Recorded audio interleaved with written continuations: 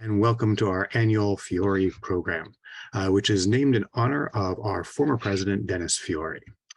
I'm Gavin Cleespies, the Director of Programs, Exhibitions, and Community Partnerships for the Massachusetts Historical Society, and I'm happy to welcome you to this event. For anyone who may be joining a MHS program for the first time, we are the oldest historical society in America, dating back to 1791.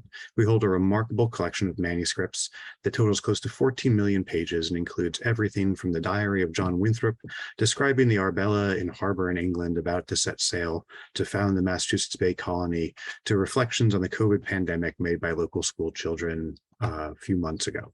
We make our research material available to the public for free and host a wide variety of programs and seminars exploring all aspects of American history.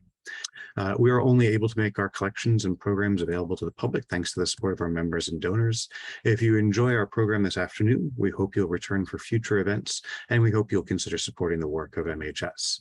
Today, we have a fabulous program that will feature a discussion between the leaders of three of the most prestigious historical organizations in America.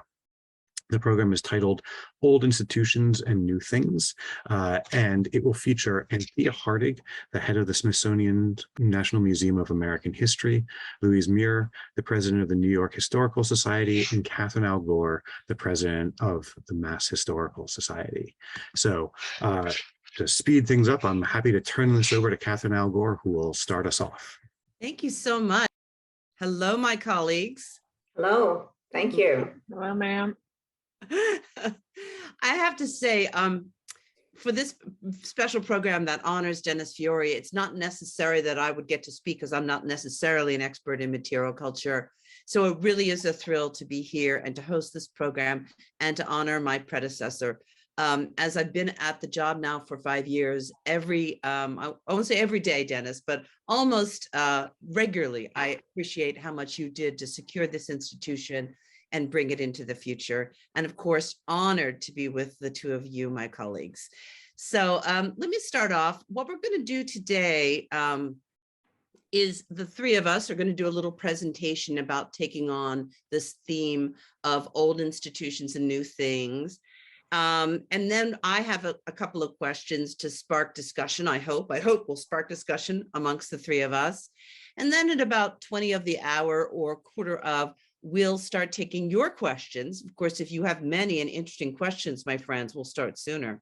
And we will promise to get you out right at 3 o'clock. So let me start. We're going to go sort of maybe in alphabetical order here, but I was thinking about this challenge of talking about the title of this program, Old Institutions, New Things. And I found that song, Everything Old is New Again, going through my head. So here at the MHS, we have a lot of old things. As we began collecting right from the start in 1791, but it is the fresh uses to which we put those things and the innovative ways we are employing them to reach modern goals. That's what makes the old new. And in my few examples I'm going to present, I hope you see a common thread that reflects a larger commitment to our mission, vision, and values. In late 2017, we as a community, and by that I meant the staff, the boards, external collaborators, even our neighbors, started gathering at our beautiful building at Boylston Street to discuss mission, to discuss goals, who we were and what we wanted to be. And part of that process, we formed a diversity, equity, inclusion, and accessibility committee who was tasked with looking at all parts of our shop and holding everything we do, from what we collect to how we hire people, to the standard of best practices. And we got started in that work a couple of years ago. Then obviously these efforts took on an increasing urgency in the aftermath of the murder of George Floyd and the subsequent racial reckoning. One of the results of that work is a document you can see on our website. And our mission, vision, and value statement acknowledges that the cornerstone of a healthy democracy is historical understanding. It also says that while we collect, it is with the aim of fostering historical knowledge rather than mere possession. We resolve that all we will do will be guided by the highest ideals of accessibility, representation, and diversity, with a commitment to quality. And this kind of set of mission, vision, and values works for us at the MHS because we've always been aligned with the Academy as supporters and recipients of the latest historical scholarship. So I hope you'll see that thread with all of the little bits of things I'm going to sort of talk about. But let's start with an old favorite at the MHS, at the risk of being flippant and continuing this idea of everything old is new again. It's an oldie but a goodie. Though we continue to collect and have strong holdings in 19th century and 20th century history, we're really well known for our American Revolution era collections. Our recent exhibition then, Fire, Voices of the Boston Massacre, was totally on brand, as they say. So was our focus, not only on the incidents of the night of the Boston Massacre, but the subsequent trials of the British soldiers defended by the one and only John Adams. After all, we are the holders of the Adams Papers. So Olivia, give us a couple of shots here of a glimpse of the exhibition. We have a couple shots.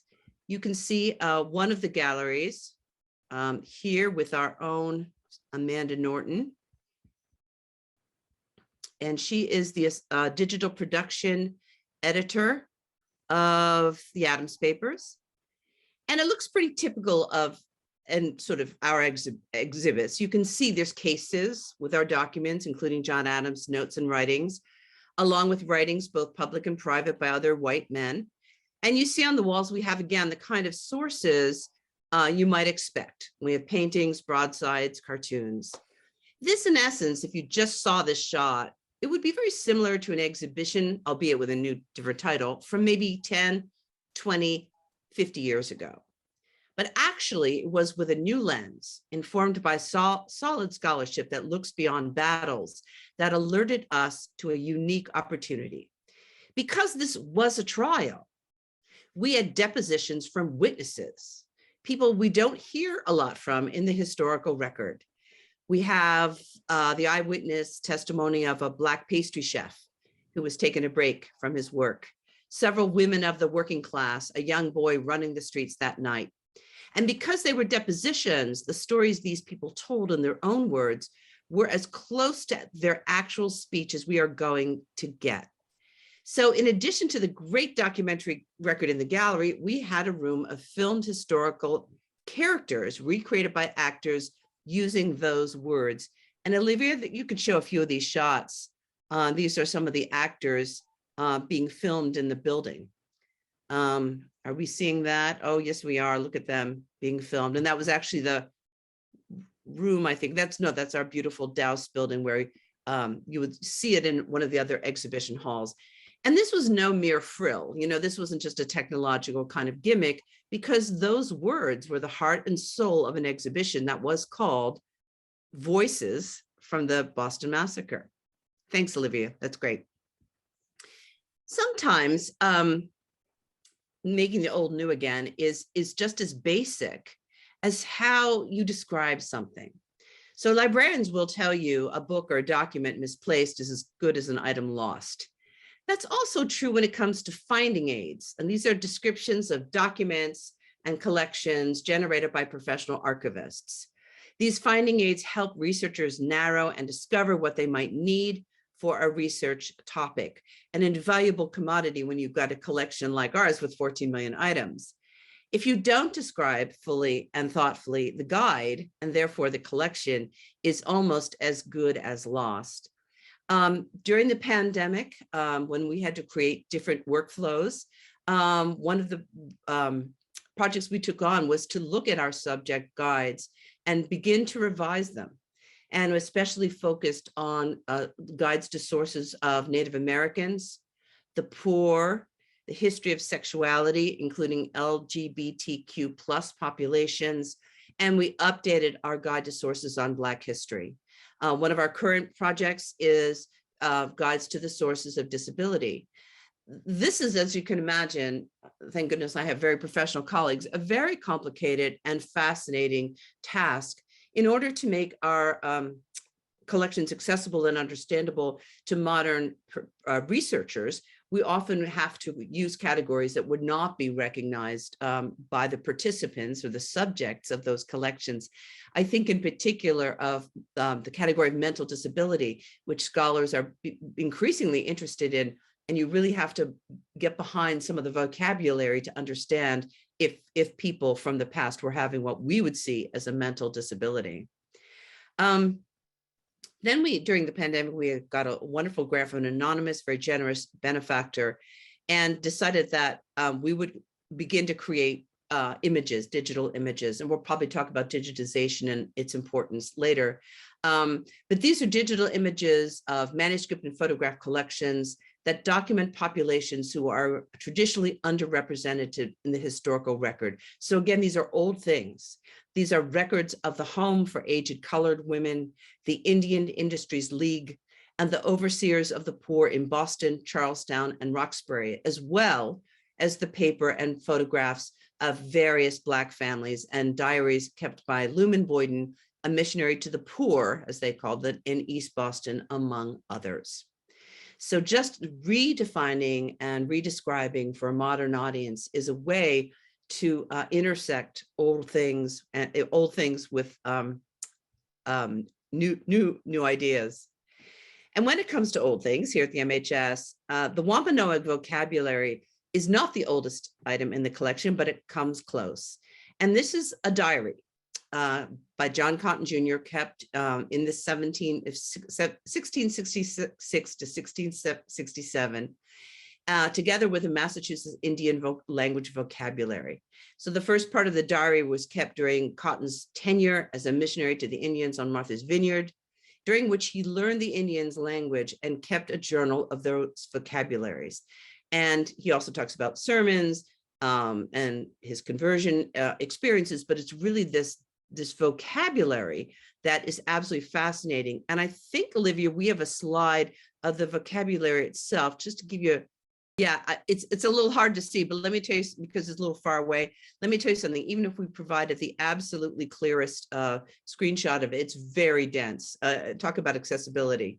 It's really tough going, but it's obviously a precious and historically significant document. So obviously it should be published. And with a long track record of producing impeccably scholarly and first-rate volumes, the publishing arm of the MHS seems the logical choice. In addition to our track record in letterpress volumes, our publishers are part of a local and robust conversation about digital best practices. So the news I have to tell you is that this 17th century writing is going to get a state-of-the-art digital treatment, which will allow this text to be more accessible than ever before. It may not be in the sense that listeners today would understand keyword searching, but right now it's going to be much more accessible just to everybody. And here's a slide of a small exhibit that we have in our introductory gallery. So we decided this was such an important project that we wanted to give people a kind of glimpse of it, but at some point it's going to be available to everyone. So this sounds like a great story. If our commitment is to communicate history, the dissemination of the Wampanoag vocabulary would be a most worthy project and in itself. But like the document itself, the situation is complicated. More than 3 centuries ago, a thriving Wampanoag community on the island known today as Martha's Vineyard instructed John Cotton in their language. To the present day Wampanoag people, the combined effort of their ancestors and Cotton touch on their very personal historic pain. At the same time, this document is still one among a very limited body of sources they have to recover a language that was not lost in the mists of time, but rather was ruthlessly eradicated by colonial leaders. In many ways, this is a problematic document created by a Christian white man with conversion on his mind. It's also now a kind of living, sacred text, and it is one of the very few witnesses to the specific dialect spoken on the island. What's new then is not the technological innovations taken to produce a published edition. What's new for the MHS is a new idea of publishing, recognizing that this is not our publication in the sense that we have known. Instead, it requires recognizing the essential text that belongs to the Wampanoag, and an effort share between a historically white institution and tribal communities. Members of the Language Reclamation Project have contributed key insights to how Cotton recorded the vocabulary, sometimes incorrectly, and we will continue to rely on their guidance. We hope to remain connected by an appreciation of complexity, continuing conversation with a goal of collaboration at all times. There are so many ways that old and new blend and foster each other. For instance, in the present, we are still looking for collections for new old things, if you will. We want to reach beyond our usual parameters to let people and communities across the Commonwealth know that we are a place for their families' papers, a place to preserve, conserve, and share their histories. In order to be able to collect from many diverse settings, it's necessary for an institution as long established as ours to build bonds of trust and affection. This kind of bond building is a joy to do, and we undertake that charge knowing that these kinds of relationships can take decades to forge. However, another way we've developed over the years has aided in greatly getting to know and be known by our neighbors in Boston and the whole Commonwealth. So for many years, the MHS has hosted author talks and lectures, mostly that have come to us, part of an author's book tour. Under the tenure of Dennis Fiori and then the leadership of our own Gavin Cleespies, we have developed a robust public programs arm that has been thoughtfully constructed and made intentional. And with series on programs like racial justice, housing, real estate, water, city structure, disabilities, LGBTQ plus issues, and more, we've made lots of local connections and collaborations that we hope lead to collections. Now, I could go on and on with more activities, projects, and products, including the rejuvenation of civic learning that we're part of, or that the theme of our 2022 Conrad E. Wright Conference this summer is entitled Underrepresented Voices in the American Revolution, but I will forbear in order that I can get some more voices into the conversation. Thank you.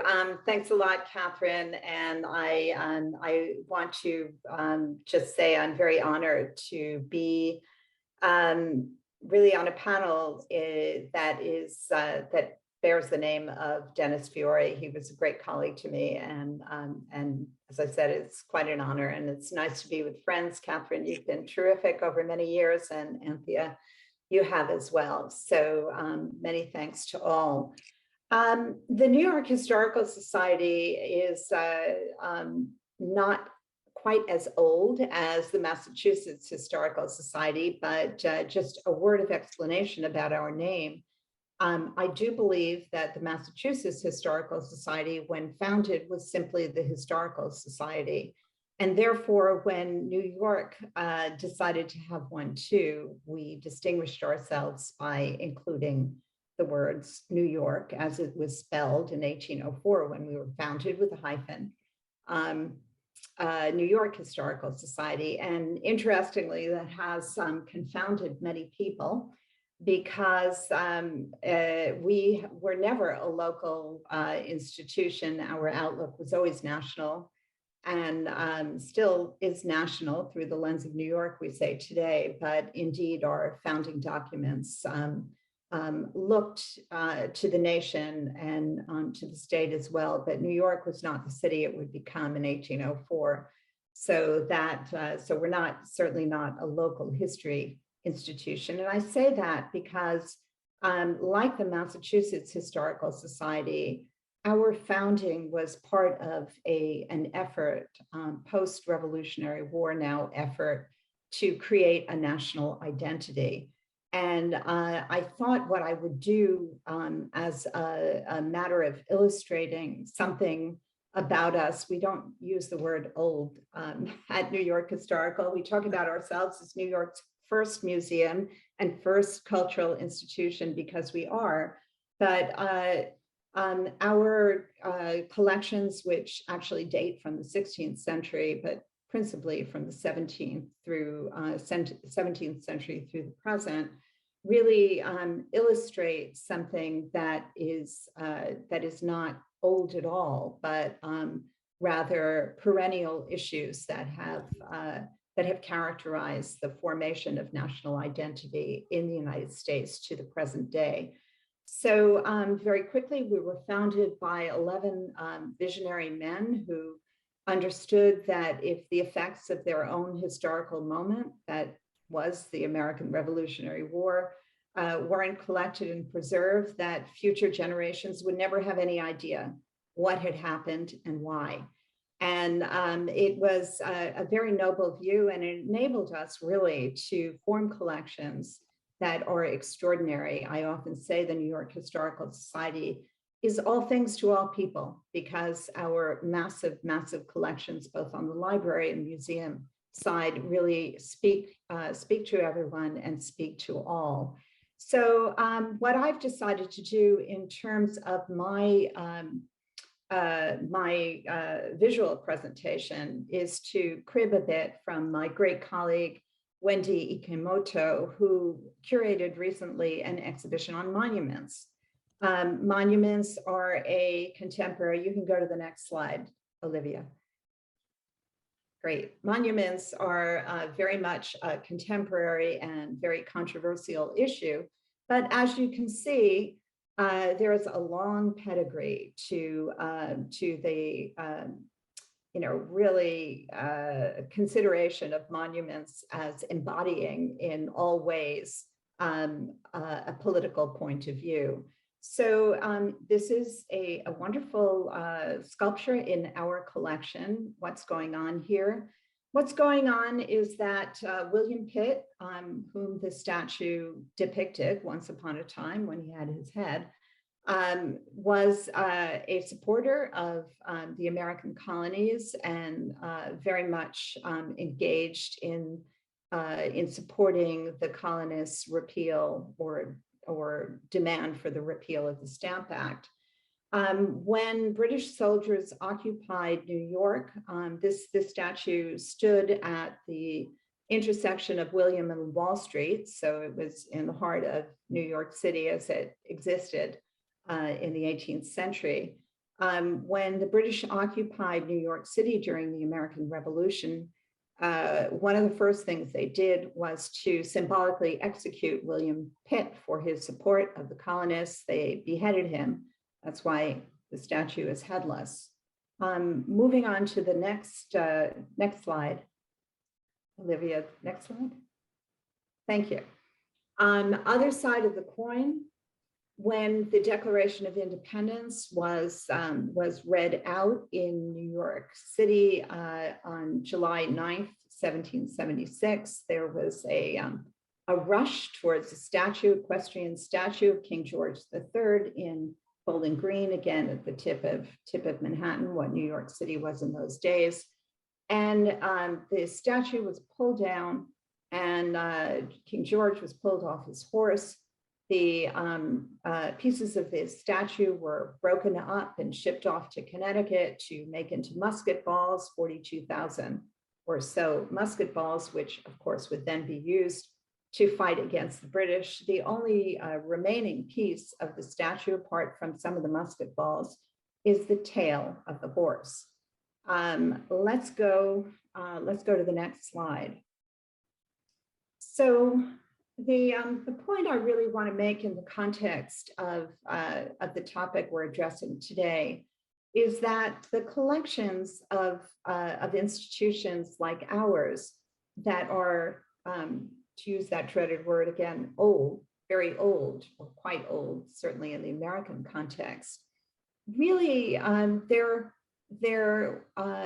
wonder, their value, and in many cases their charm as well, is that they speak to, and they're capable of speaking to, contemporary issues. So this is, we're still on the theme of pulling down statues, and this one again, the statue of King George III. This is a beloved painting in our collection by Ertel.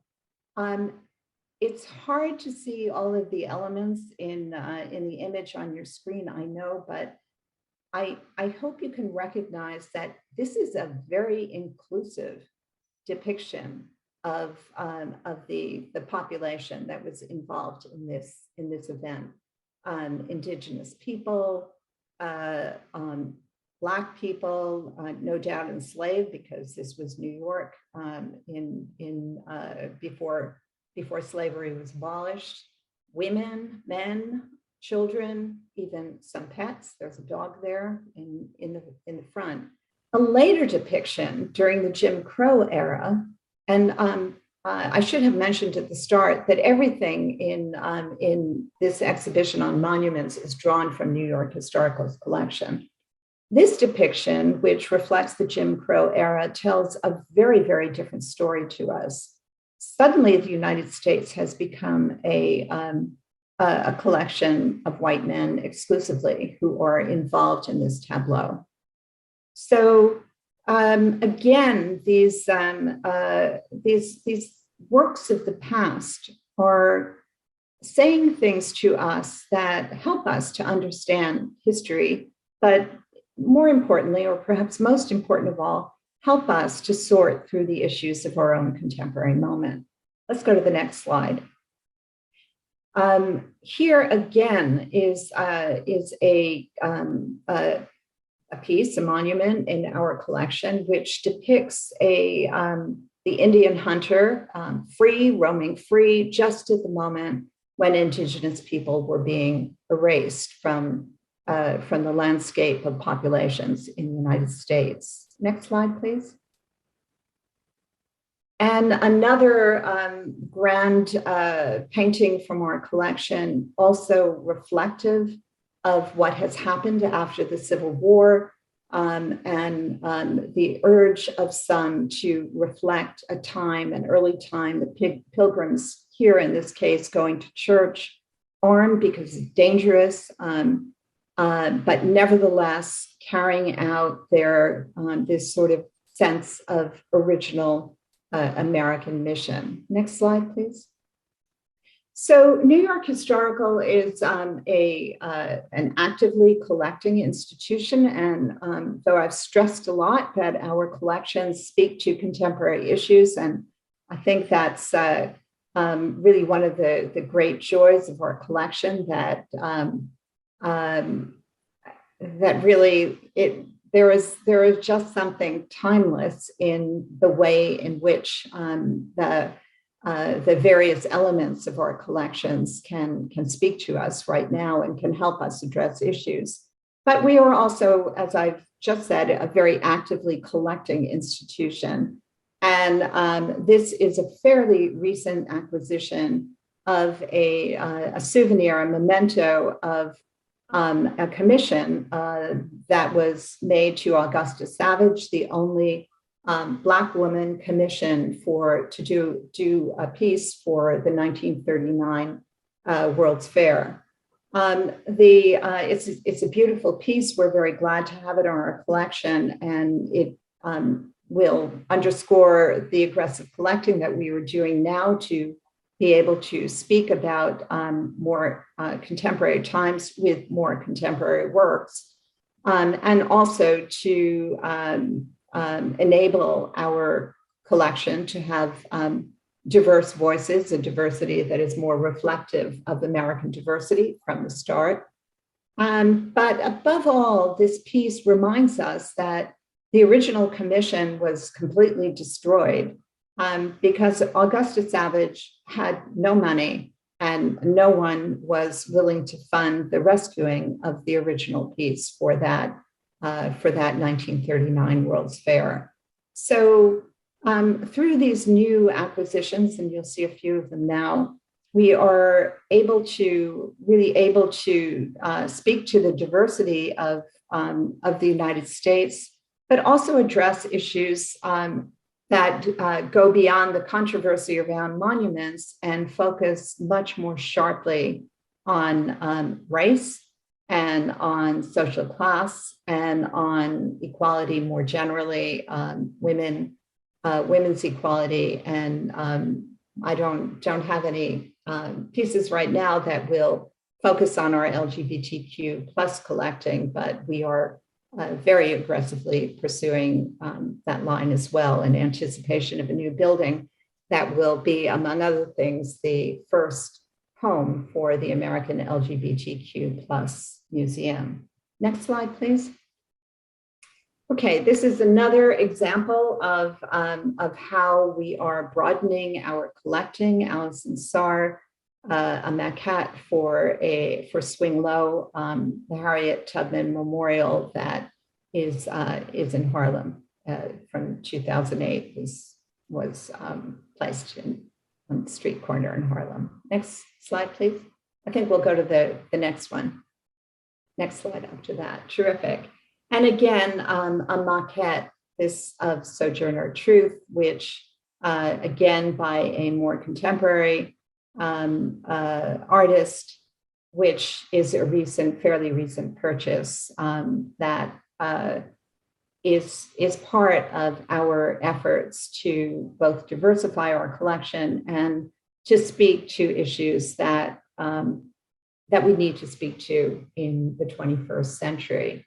So I am going to stop my remarks there. I know we want to have a lot of time for Q&A, so I'll pass the baton to Anthea. Great. Thank you so much, Louise and Catherine, Gavin, Olivia, all of you who have joined us, and of course, in the honor of Dennis. We're kind of going now in chronological order of the founding of our institution, so I think it makes perfect sense. I'm joining you today from the San Francisco Bay Area, so I'm honored to recognize the precedence and the ongoing presence of the Ohlone peoples here.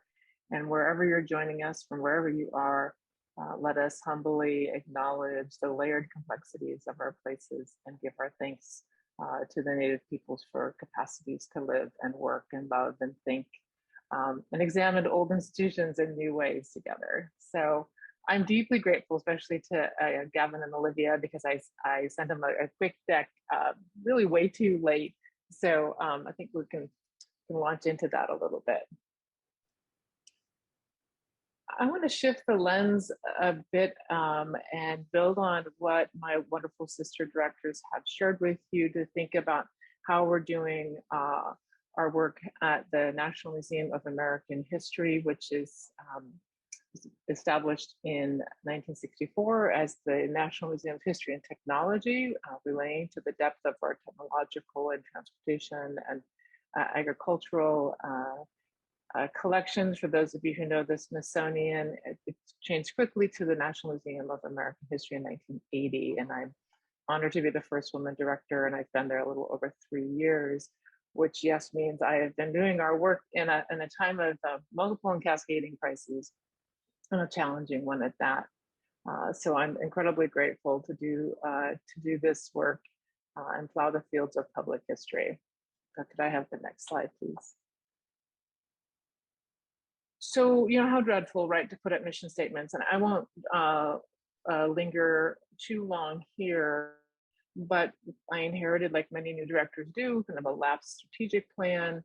So we worked together as a staff and as a board and sent out surveys that maybe some of you answered with my gratitude, and arrived at a mission that centered social justice, compassion at the center of our public history work, and really thinking about the ways in which, hold on, I'm just gonna close the door because of course there's like something outside. Okay, hold No worries, Anthea. on. I'm back. Okay. We're all familiar with the Zoom world. I know, exactly. The ways in which our efforts square resoundingly and complicatedly in creating a better and more informed future. If I could have the next slide. So along with, of course, a new mission, the new vision, we set out for a 10-year vision to be the most accessible, relevant, inclusive, and sustainable public history institution in the land, which is a big aspirational, probably new director moment, especially a humbling one here with Catherine and Louise. But how would we know we were successful as we pondered? And it was really thinking about the ways in which that demographic change, that outreach, that working with community to bring in audiences in situ and online match the demographies of the nation. Can I have the next slide, please? This is, we also established a multilingual language justice task force of all volunteers and established a new language justice platform. That first summer I was there. And you can see, this is an incredible Fannie Lou Hamer quote in both English and Spanish. This is when the museum was closed during COVID. Really thinking too, even how do we use, as people are marching in the streets, how do we use our building as somewhat austere as it is, to telegraph at least an understanding of our own internal struggle for relevance and inclusion. I have the next slide, please. And like all of you, of all collecting institutions and all historically minded souls who are joining us today, for all of whom, which I'm grateful, we established new ways of collecting, quietly, overtly, reaching out to people. You know, I pulled curators in from the Iowa caucuses where they were collecting on that weekend march and we all closed down. So really thinking about the ways in which the relevance and the inclusivity of our work were crafted, whether it be collecting around how we ate. Have the next slide, please. Collecting, of course, then how we protest. We have a long and remarkable history of peaceful protest in the collection. And of course, the summer and the ongoing protests for Black lives changed not only the landscape of our work, but of course, the very materiality that we collected and how we thought about that materiality and whose was it? And was it ours to even collect? Of course, that upper image we collect, but just real quickly, go back to that one for me. Thank you, Olivia. We also collected on the ground in January, the early morning of January 7th, 2021, and we continue to collect the violent insurrection of January 6th. So the contemporary, that kind of immediate, kind of rapid response, which sometimes historians have a complicated relationship with, is something that I think is one of the most important ways in which we can gain that relevance and also gain that trust. Next slide, please. So this weave of collecting really the past 2 years now, I think has brought us new insights into the ways in which we respectfully understand the past, the ways in which we bring in collections, and the ways in which we share them and perhaps never take them in the first place with our communities. And the depth of our COVID collection continues to grow, adding onto the history of medicine collection that we're honored to steward. And so some of this, I think, is still for all of us, still in the pandemic, such a very kind of real and meaningful way to be historians and to share that, our superpowers, if you will, with everyone. Can I have the next slide? So just a few more. This, of course, is the temporary fence that became a very spontaneous, remarkable, organic, ever-changing, complicated landscape of protest around Lafayette Square in Washington, D.C. And then the next one. And then like you, we all thought of how do we reach out? How do we be there for communities? How do we document 2020? And we launched a pretty massive Stories of 2020, like many of you did, again, to gain understanding, to experience how people live their lives. And as well did a kind of a snapshot, a 24 hours snapshot in the fall of 2020, trying again to imagine what the days and the lives of our fellow Americans look like in these times. We also reimagined, I'm going to switch here to an exhibition that we were able to install during COVID, Girlhood, It's Complicated, which will be in our galleries until early next year and then travel. We also built on, community-based history, respectful collecting, as both of my sister directors have shared, is not new. But the ways in which we employ it, the patience and the care I think are even more essential. Girlhood, it's complicated, builds on our famous ruby slippers by adding these. This is a beautiful gift by Isabella Fuki Cornell from the Choctaw Nation, wearing red to her prom to indicate her support for missing and murdered Indigenous women. That's the color of that campaign. And to really think about how girls without a vote and often without a voice engage in the politics of their time, throughout time, and then what does it mean even for us as citizens in this time to exist. So next slide, please. Also in girlhood are these remarkable butterfly wings collected at a 2018 DACA rally on the National Mall. And the next slide.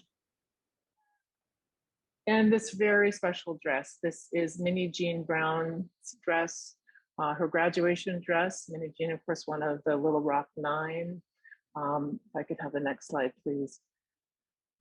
Who endured incredible and often very violent reaction to the integration of her high school, and ended up in that dress you just saw, making her own. That's her own pattern, her own sewing. It's her graduation dress, where she didn't graduate from Little Rock High. She graduated from high school in New York after fleeing there, after being suspended for trying to defend herself. So we worked with Minnie Jean. She's a remarkable woman. And this is that kind of beautiful weave of historians when you get to actually learn from the people who are still living, who help tell you their stories. And we've been so fortunate, I think all of us in the on the panel, and I hope in the Zoom room have felt that connection. So next slide, please. Minnie Jean also gave us her suspension notice. And then we were able, which is on your left, and then we were able to talk in the exhibition too about how Black and brown girls are still 6 times at least more likely to be suspended than their white counterparts. So just in closing, with my respect, like the next slide, please, to someone I think we all know and admire so deeply, Secretary Lonnie G. Bunch III of the Smithsonian, of course, the founding director of the National Museum of African American History and Culture. And whenever I'm down, which is kind of easy to do these days, I think about history's utility. And I think about how our institutions that are trusted, vintage, I think you're right, Louise, we won't say old, but how we use our powers to push a nation forward, to live up to those lofty and high ideals. And as we careen towards the semi-quincentennial of the signing of the Declaration of Independence in 2026, I think Lonnie's words ring more clearly and more poignantly than ever. So in closing, thank you so much. Can I have the next slide? And tying into both of Louise and Catherine's presentations, I'd also, of course, am always happy to be in touch. And I thank you for the opportunity to share with you today. Oh, thank you so much. Louise, Anthea, that was terrific. I think we just sent out a message. The questions are starting to come in. So please, everybody just jump in there. We do have a few minutes left, but I am now reformed. I will not say the word old. I will use words like well-regarded and prestigious, especially in talking about our buildings. And we're now in the new building. It's 1899, and Anthea, you're like a baby for us. But one of the things we are very conscious about our building, which is very beautiful, again, 1899, but it was built to be a clubhouse for elite white men, and it really looks that way. And we have adapted it, for readings and programs and all that, but it's still a tough go. And we decided during the pandemic, when we were closed to the public a lot, that we would get together in a project that my colleagues are calling Operation Welcome. And we had to overcome the fact that our building looks like an old building, part of Berkeley. We have a set of stone steps that you must ascend. Due to security issues, you must ring a doorbell. And it is not clear once you've rung it, what's supposed to happen, right? Because if you haven't been there before, you don't know that there's a buzzer and you can open up and come in. And when you come into our building, we have, I'm just going to say expanses of white marble. And so we have been trying in our own ways to mitigate this impression and make people feel truly welcome. So we took some of our images and rendered them very modern and put them out on the windows. So even from the street, you know, something's going on there, different signage. We rehung galleries. And I wondered, and again, Anthea, your building is not as old as this one perhaps, but are there things that either of you have done to make your buildings more welcome, to make your real estate more welcome? Well, we did a major renovation. You know, we're a landmark building in a landmark district on a landmark block where, as people say, triple landmark. But we pushed as hard as we could to open up our building, which it's unkind to say, but it did look rather like a mausoleum. And our outlook was that history is about people doing things. It's about agency and making change. And we wanted people to be able to look in and actually see history happening. So we got as much glass as we were able to achieve in negotiation with the Landmarks Preservation Commission in New York. And indeed, we have taken advantage of the glass front of our building, now glass front of our building, which was originally constructed in 1904, a lot of granite, to always position something that would intrigue people. And also, whatever that something is flanked by flat screens that animate our collections. So you can always look in and see something interesting and see history happening, really. So that was our outlook, but we made radical change in our building in order to convey that history is for everyone.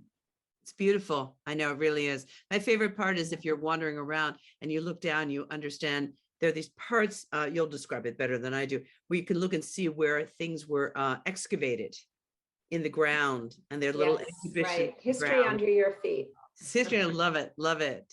Anthea, how about you? And I mean, and this was, I started thinking about this because of the beautiful panels you showed us. Mm-hmm. Yeah, you can imagine that our building is 800,000 square feet on 14 acres. And so it's an incredible challenge. As it's a very kind of streamlined class system building, which I embrace. And so there's only a handful of things we can do in the inside that's changed dramatically. One of the things I didn't show you was that for 3 months in the middle of Flag Hall, where the original Foucault's pendulum swung, but then was restored in the early 2000s, and this Star Spangled Banner flag was put in its own special chamber behind there. We installed one of the landmark markers from the Emmett Till Commission in Tallahatchie, Mississippi, that had marked the spot in which young Emmett was taken up from the river when his body was discovered. And it had become, I don't know if you've seen it, very simple, kind of purplish landmark sign that had, the one that we were able to work with the community to collect had 317 bullet holes in it. So we told the story of the kind of the recurring violence to Black bodies over and over again, not just in 1955, but of course in that object. So there's I think a strategy to reclaim spaces that we already have temporarily, somewhat more quasi-permanently. And then there's the basic of representation. You know, the only decoration on our building, if you remember, are all of the flags of all the states, District of Columbia, and for some reason, Puerto Rico, which of course, because it's fabulous, but not the other territories. So this Tuesday on Flag Day, we will raise the flags of American Samoa, Guam, Mariana Islands, and the US Virgin Islands, at least in an effort to kind of recognize a very, obviously complicated colonial imperialist past, but to represent, all of us as residents of the United States and its territories, and to be honest, give us a way to talk about territories. Why do we still have them? So I do think we can use our spaces very creatively, as both of you have. So. Yes, I agree. I mean, what you have, I mean, the intimidating part for you is just exactly the size. I have a lovely message from the man of the hour, Dennis Fiori, thanking us so much for our meaningful participation. I'm going to reply for all of us and say it's been a pleasure and an honor. I have some really good questions, though, too. One of my public history specialists, Liz, says, as you use old collections to speak to contemporary issues and help people sort through contemporary issues, have you found particular interpretation techniques to be more helpful than others to offer visitors ideas to think about? Yeah, definitely. One strategy that we have used is really to have multiple voices from multiple perspectives. And we've been lucky to have had assistance from Bloomberg Connects. So we use a lot of audio, and we also are very fortunate at New York Historical to have a lot of scholar trustees and other great historians who really have been willing to record their interpretation of a particular object or set of objects. And I would say most sort of vividly and recently, the city council in New York made the decision that a very tall statue of Thomas Jefferson that had stood at New York City Hall since 1832 was really not appropriate in that space any longer. And we agreed to take the statue. Our view was that we could create this kind of multiplicity of voices that would enable an interpretation of Jefferson that would really go well beyond the sort of two polar, views that had been dividing the community around this figure. So, I would say, yeah, I mean, that's the strategy we've had. Let people listen to smart, well-read, well-versed historians and others on a particular topic, and we really try not to push a single point of view. We don't really, we try to encourage people to think for themselves, but based on, not based on fake news. Yeah, and what kinds of Thank you, interpretations Louise. work for you, Anthea? Well, you know what, given time, Dr. Allgor, can I ask you a favor? Can we go to maybe Sharon's question? I think it's really fabulous about absences in the archives. Yeah, absolutely. Sharon, of course, Sharon also is my dear friend and mentor. Do you mind?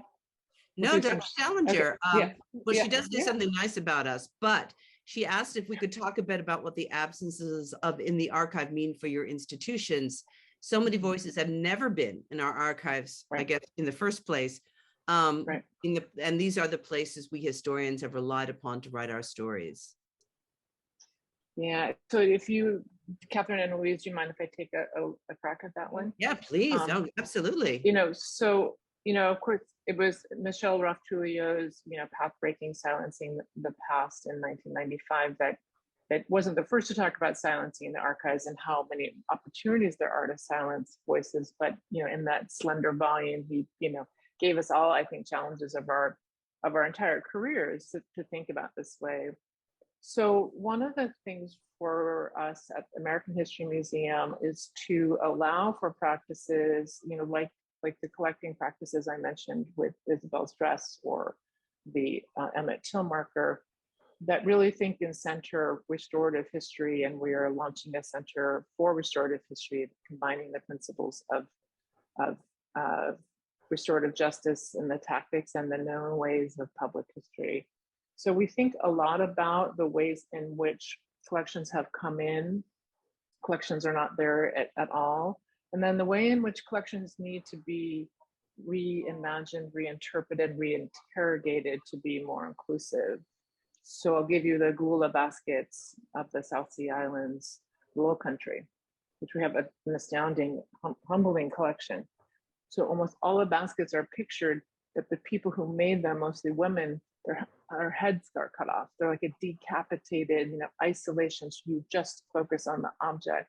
Right. So one of my amazing teams of colleagues are going back and trying to basically reconceptualize and relearn who was holding those. Who are those women? We see their hands and part of their body, but just the object. So this is in the broader, and I think maybe the most inclusive way we think about ethical returns is really just kind of an ethical basic understanding, of approaching the collections that way. And then that kind of crowdsourcing in multiple languages that a lot of us have done through the pandemic, and why I highlighted it in my presentation, I think is another really critical way. And I would close with just approaching the entire endeavor with as much humility and patience as, and I guess, and generosity. Some things that might not belong with us. And they're not the most appropriate stewards, right? And this, of course, is painfully and remarkably true with collections of Native peoples. So, anyway, thank you, Sharon, for the question. No, it's good.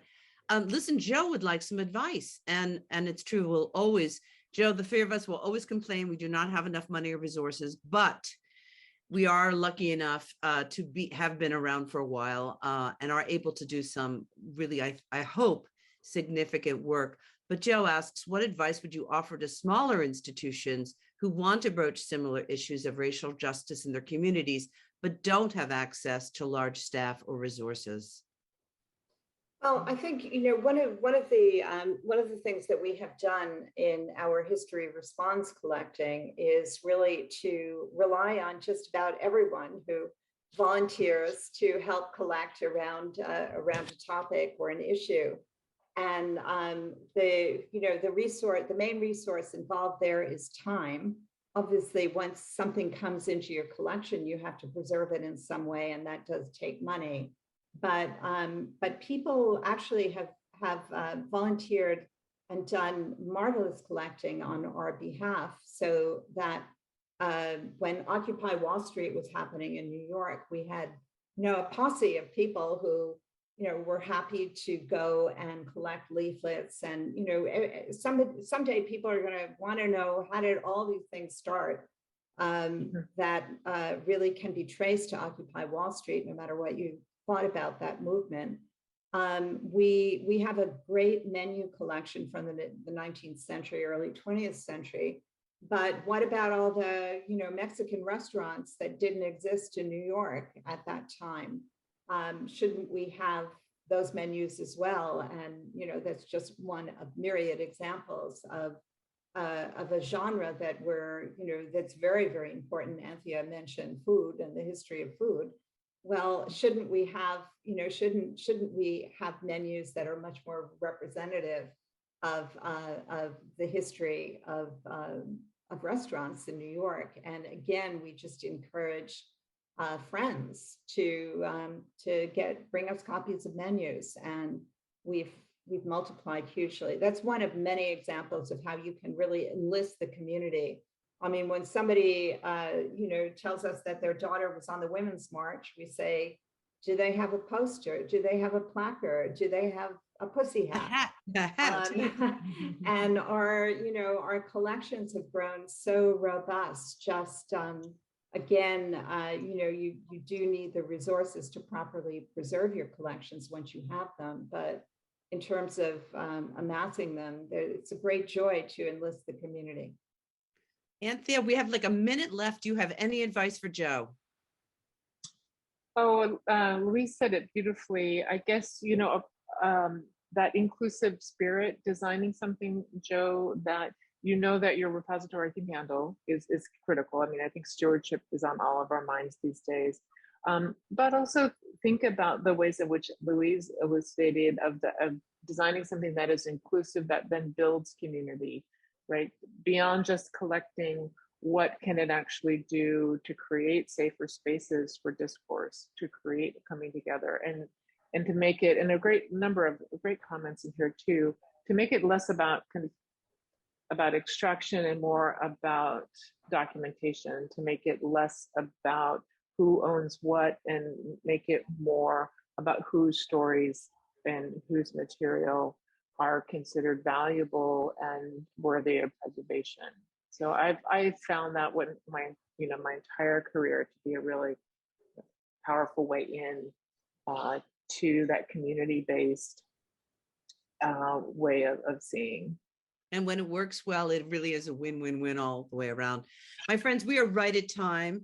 Thank you so much. This has been a great conversation to have on a Saturday afternoon, or anytime actually. I so appreciate your willingness to engage with these issues. And I just again want to thank my predecessor and our friend and colleague, Dennis Fiori, for his support of this very important topic. Gavin, do you want to have the last word, my friend? I just wanted to thank you guys for a fabulous conversation. I think I could have listened for hours. Unfortunately, I know that people have other plans on Saturday, so we're going to let people go. And I hope you all have a wonderful, wonderful afternoon. Thanks, everyone. Thank you. Thanks, everyone.